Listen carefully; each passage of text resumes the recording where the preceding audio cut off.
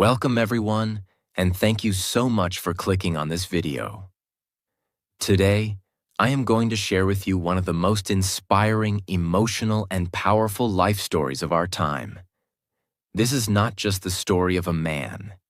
It is the story of dreams, struggles, pain, hope, hard work, rejection, belief, and victory. This is the story of a boy who was born in a small house in India, with very little money, no mobile phone, no laptop, and sometimes not even a proper chair to sit and study. But today, he is one of the most powerful CEOs in the world.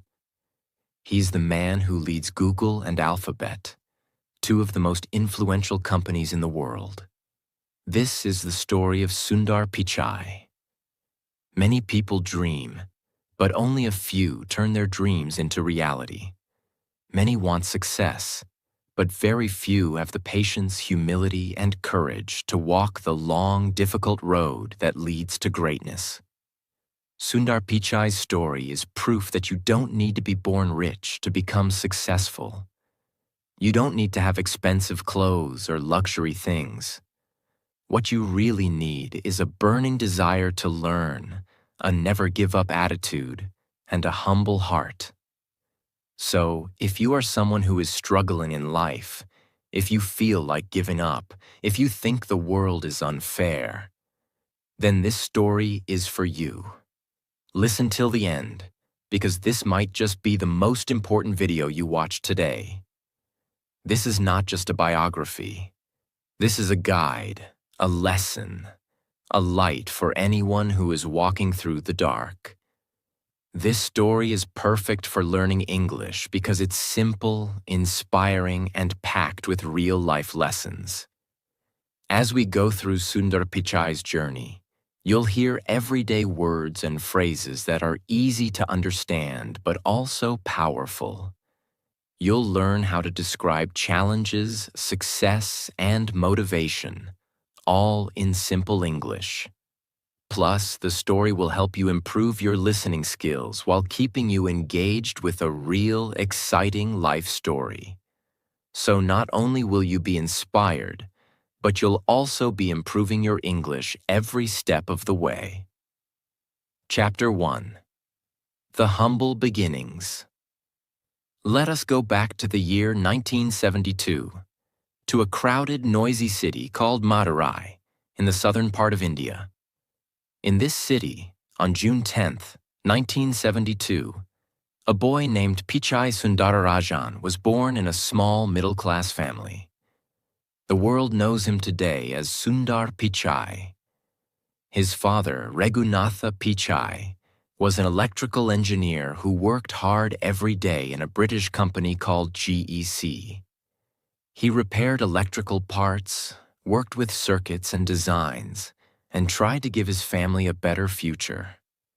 His mother, Lakshmi, was a stenographer, someone who types and writes shorthand, but she left her job to take care of her children full-time. Now imagine this.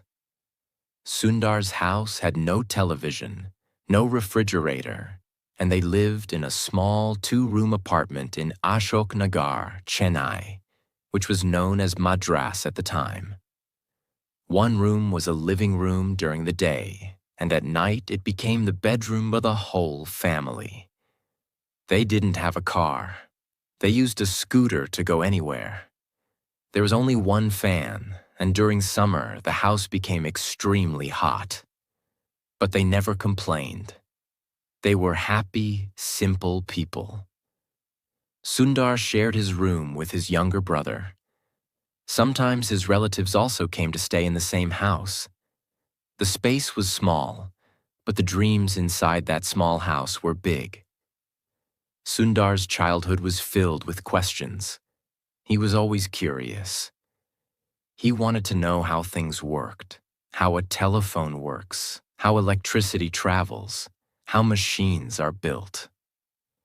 He asked his father many questions, and his father always answered with patience. This is where Sundar first learned the value of knowledge and learning. Every evening, his father would come home from work and talk to Sundar about what he did in the factory. Sundar listened carefully. He didn't understand everything, but he learned to think like an engineer. He learned that behind every great thing in a world, there is hard work, discipline, and design. Now listen to this powerful part. They got a telephone at home only when Sundar was 12 years old. It was a simple rotary phone. You had to turn the dial to call someone. And here's something very surprising. Sundar had a photographic memory. He could remember every single phone number he dialed, even after calling it once. That was the first moment when his family realized Sundar is special. Even though he was very intelligent, Sundar was never proud or arrogant. He was quiet, polite, and shy. He was the kind of boy who sat in the back of the class but always scored the highest marks. He studied in Jawahar Vidyalaya, a school that was not fancy or elite, but it had good teachers. Sundar loved maths and science. He liked solving problems. He was not someone who learned only to pass exams. He learned because he enjoyed learning. Now you may ask, did he have tuition? Expensive books? No. He studied with what he had. He borrowed books from others. He worked harder than most students. And he never wasted time. When he grew older, he studied at a school called Vanavani, inside the IIT Madras campus. He saw brilliant students and professors there, and he started dreaming. One day, I want to go to a big college too. But dreams are not enough. Dreams must be followed by effort. After years of hard work and sleepless nights, Sundar Pichai finally made his parents proud by getting admission to IIT Kharagpur, one of the top engineering colleges in India. This was a big moment, not just for him, but for his entire family. Imagine this, a young boy, shy and humble, coming from a small house with no air conditioner, no computer, and very little money, now walking into one of the most respected colleges in the country. It was a new world for him. Big classrooms, brilliant minds, competitive students, and highly experienced professors. But here's something you should know. Even though he got in, life did not become easy. In fact, it became even tougher. Sundar chose to study metallurgical engineering, the study of metals, materials, and how they work in industries. Now you may ask, why metallurgy? Why not computer science? The truth is, Sundar was not from a rich family. He didn't know much about computers at that time.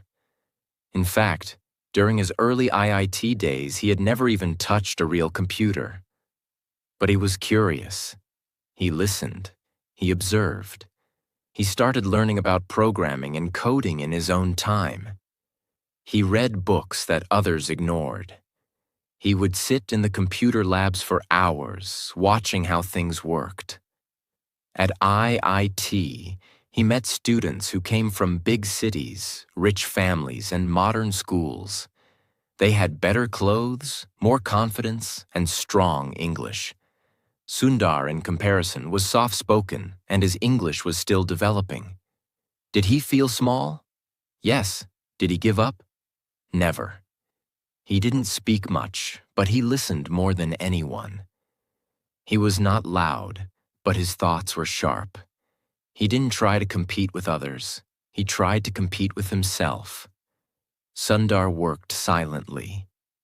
While others were wasting time partying, Sundar was reading books, solving problems, and thinking deeply.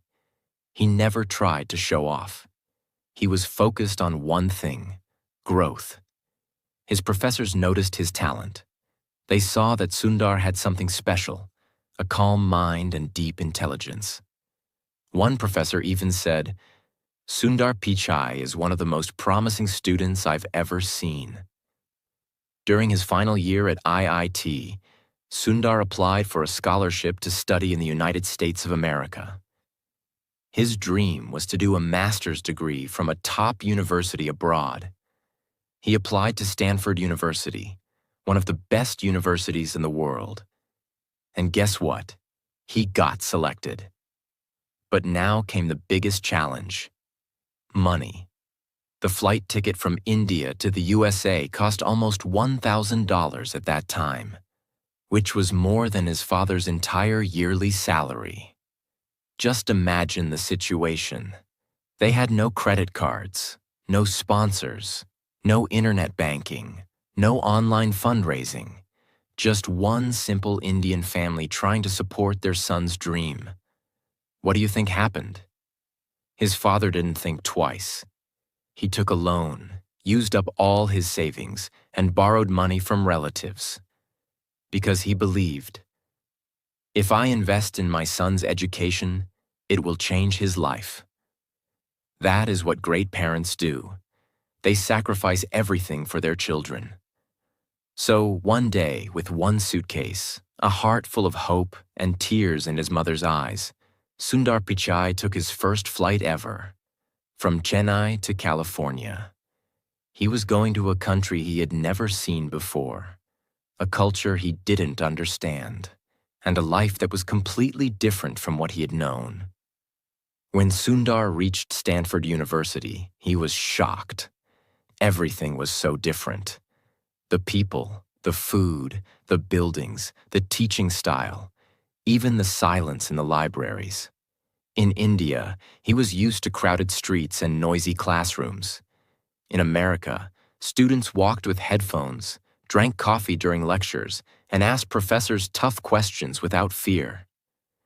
At first, Sundar felt like an outsider. He didn't understand many things. People spoke fast English. He missed Indian food. He missed his family. He missed home.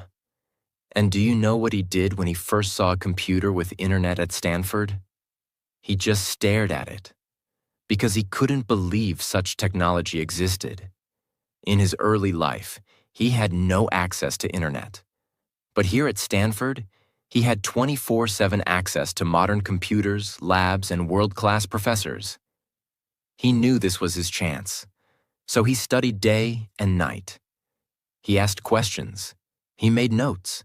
He sat in the front row. He learned everything, from programming to networking to computer systems. While other students partied, Sundar worked silently. And slowly, something started to change. He began to understand the American system. He made new friends. His English became better. His confidence grew. And he never forgot who he was or where he came from.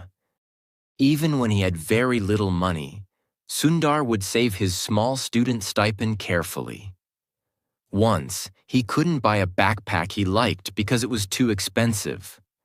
So he waited, worked part-time, and bought it later, because he knew every dollar counted. After completing his master's in material sciences and engineering from Stanford, Sundar had many options. He could have gone back to India. He could have joined a regular company. But he wanted to go higher. He wanted to work in Silicon Valley, the place where all tech legends live and work. Apple, Microsoft, Google, Intel, Facebook, all are born there. But getting a job in Silicon Valley was not easy. Sundar worked for a few companies first. He joined Applied Materials. Then he went on to do an MBA from Wharton School at the University of Pennsylvania. At Wharton, he was named a Siebel Scholar and a Palmer Scholar, titles given to the top students of the class. Now imagine this: a boy who didn't have a phone till he was 12, now standing in classrooms where future billionaires and CEOs studied. And still, he stayed humble. This is what made Sundar different. He never forgot his roots. Sundar Pichai was now standing at the doors of the most powerful companies in Silicon Valley. His qualifications were excellent. Master's in Engineering from Stanford, MBA from Wharton with top honors, real work experience at companies like Applied Materials and McKinsey. But there was one thing he had in his heart that others didn't: hunger. A hunger to build, to learn, and to create something useful for the world. It was the year 2004, and Sundar had just applied for a job at a growing tech company called Google. At that time, Google was already known for its search engine, but it wasn't as huge as it is today. They had fewer products, fewer employees, and fewer offices. Sundar didn't know that this one interview would change his entire life. He prepared hard. He studied computer systems, logic problems, case studies. He knew he was not a typical programmer. But what he had was clarity, strategy, and the ability to understand what users need. On the day of the interview, he entered Google's office, which was not very flashy at that time. He was calm, focused. They gave him technical problems. He solved them logically. They asked him product questions. He gave unique insights. They asked him, "What would you improve about Google?" He said, "Let's make the homepage simpler. Let's build tools around the search engine. Let's think beyond." He didn't say what they wanted to hear. He said what he truly believed. And that impressed everyone. Sundar got the job. He joined as a product manager, a role where you don't just code. You also think. You solve problems. You plan the future of the product. And this role was perfect for him. When Sundar joined Google, he was quiet. Other managers were loud and confident. They had big egos. They spoke in meetings to show their power. Sundar, he spoke only when needed. But when he did, people listened. He was given a simple job: work on Google's search toolbar, the small bar that lets you search Google from your browser without opening the main page. It was not a glamorous job. No one thought it was important. But Sundar saw the future. He realized that if people used Google directly from their browser, they would stop using other search engines. Google would become faster, easier, and more natural. So he worked day and night to make the toolbar better. He studied how users searched, how fast the results came, and what made the experience smooth. He focused on user behavior, what people really wanted, not just what engineers wanted to build. He improved the toolbar until it became a major reason for Google's early success. As Sundar was working, he saw a big problem. Most people were using Microsoft's Internet Explorer or Mozilla Firefox to browse the internet. But those browsers were slow, clunky, and full of bugs. He thought, why not build our own browser? This was a huge risk. Google was a search company, not a browser company. Building a browser would take years, and many senior leaders said it was a bad idea. But Sundar believed in speed, simplicity, and control. He said, if we control the browser, we can improve the full user experience. And if we don't build it, someone else will. Still, no one was ready to fund his idea. So what did he do? He kept pushing. He made presentations. He showed prototypes. He convinced one team member at a time. He created a small team and started building in secret.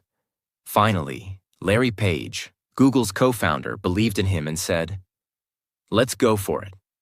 That project became Google Chrome. When Chrome launched in 2008, it was clean, fast, and easy to use. People loved it. Within a few years, Google Chrome became the #1 browser in the world. And this one product made Sundar Pichai a rising star inside Google. Why? Because he had a clear vision. He built a strong team. He took a huge risk. And most importantly, He put the user first. He didn't build Chrome to become famous. He built it to solve a real problem, and that's what true leaders do. After Chrome, Sundar didn't stop. He worked on Google Drive, Gmail improvements, Google Maps, Android. He later took full control of Android. Every time, he led his team with humility. He was not bossy. He listened to others. He allowed people to disagree. He created a culture of respect. His colleagues said, "Sundar makes you feel smart, even if he's the smartest guy in the room." He was not a micromanager. He gave people space. But he always asked one question: how does this help the user? That's why his projects were always successful, because he focused on people, not just technology. It was August 10th, 2015, a normal Monday. Sundar walked into the office like always, but this time, something big happened.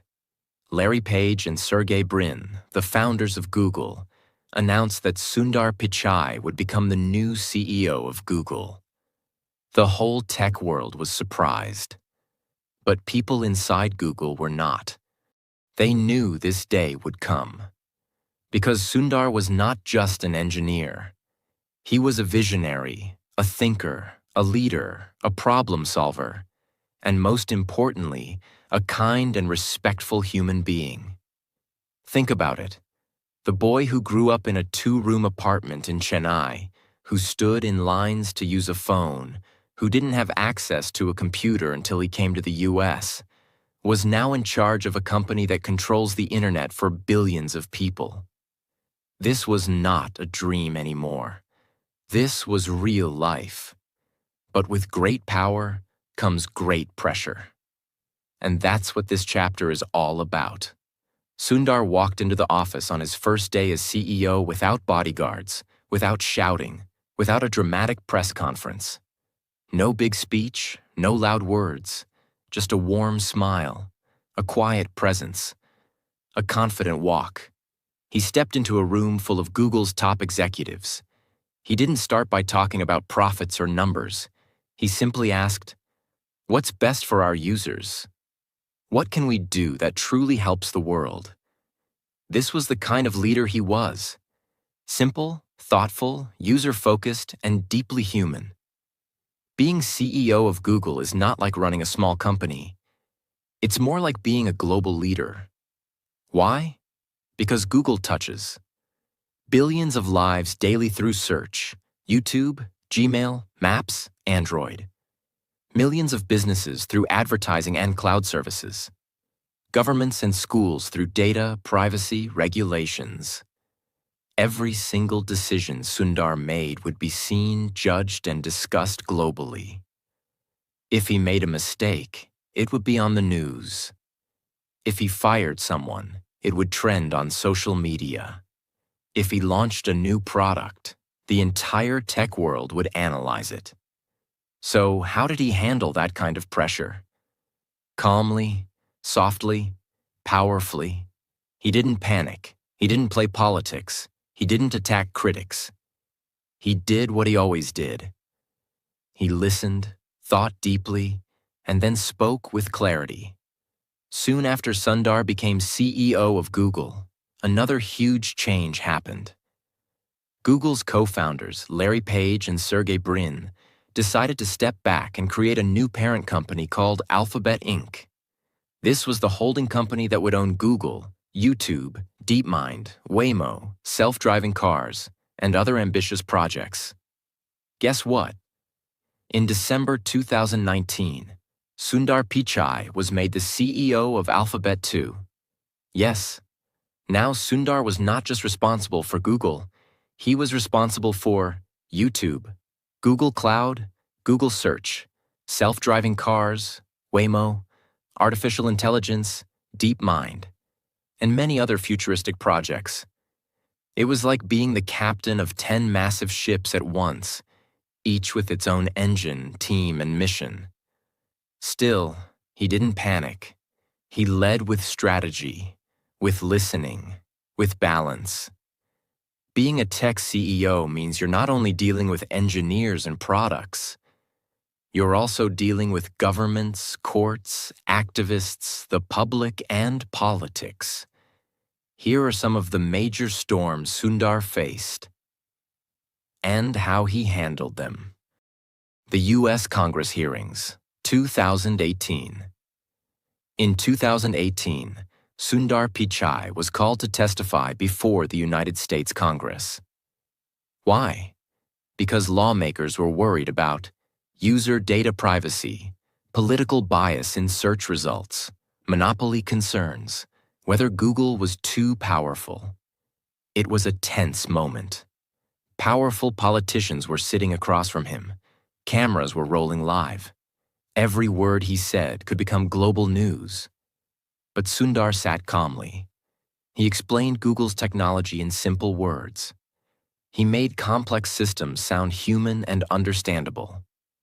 He repeated one message. We do not manually control search results.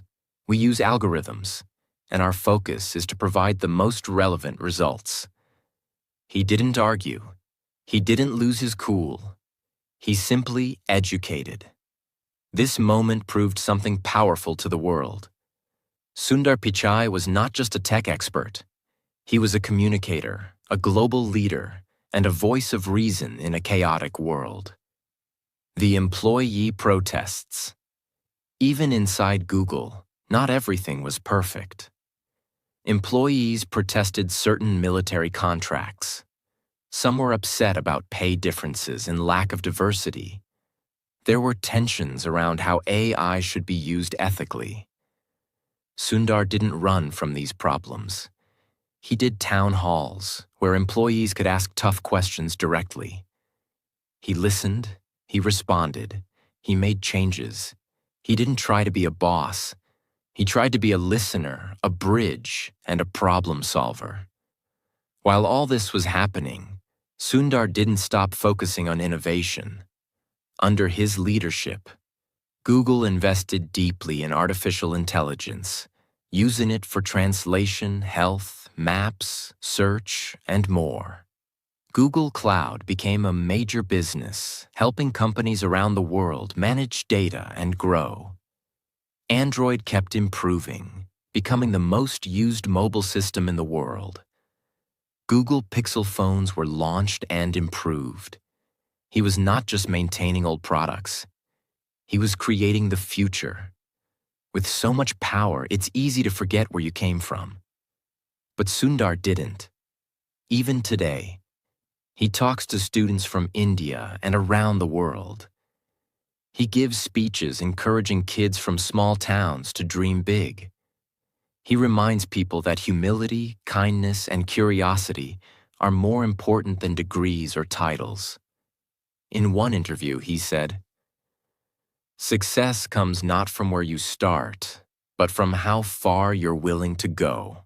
This is who he has become. A man who leads billions, influences world decisions, and still lives by simple values. Many people think CEOs are always working, but Sundar knows the truth. Real success includes balance.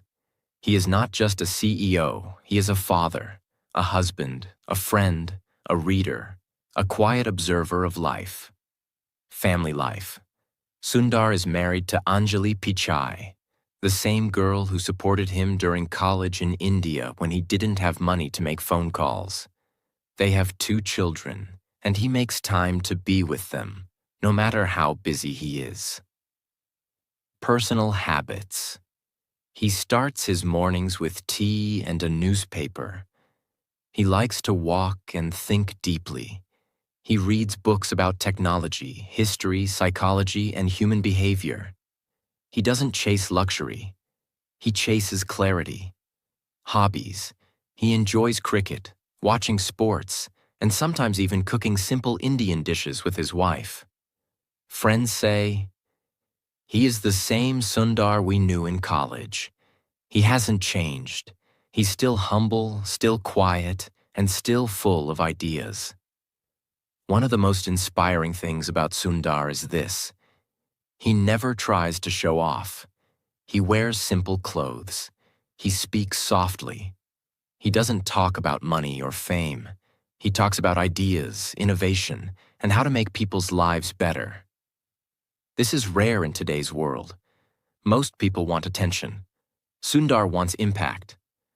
In one interview, someone asked, "Why don't you act like other billionaires? You live so simply." He smiled and said, "My goal was never to be rich. My goal was to be useful." Powerful, isn't it? Today, Sundar Pichai is respected all over the world. He has been listed in Time magazine's 100 most influential people multiple times. He is invited to speak at world forums about the future of AI, climate change, and digital freedom. World leaders want to collaborate with him because he understands not only technology, but humanity. Still, whenever he's praised, he says the same thing. "It's not about me. It's about the team. I just had good people around me." Again, humility wins.